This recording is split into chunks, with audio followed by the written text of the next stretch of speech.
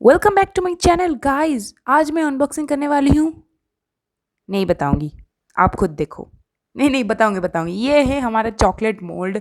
ये बहुत ही इलास्टिक था, स्ट्रेचेबल था और बहुत ही हेल्पफुल है। और ये मुझे बहुत ही इंटरेस्टिंग लगा क्योंकि आप जो बड़ा बड़ा चॉकलेट बाहर से ख़रीद के खाना चाहोगे, अगर आप खुद घर में बना दो तो कितना अच्छा होगा।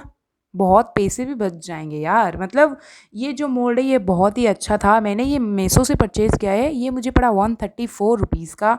और इसमें भी मैं बहुत सारा रेसिपीज़ या फिर बहुत सारा चॉकलेट्स वगैरह सब कुछ ट्राई करूँगी। अगर मेरे चैनल को आपने सब्सक्राइब नहीं किया है तो अभी सब्सक्राइब कर दो। और देखो, ऐसे बनाऊँगी कि आप देखते भी रह जाओगे। अगर सब्सक्राइब नहीं किया तो अभी कर दो, लाइक भी कर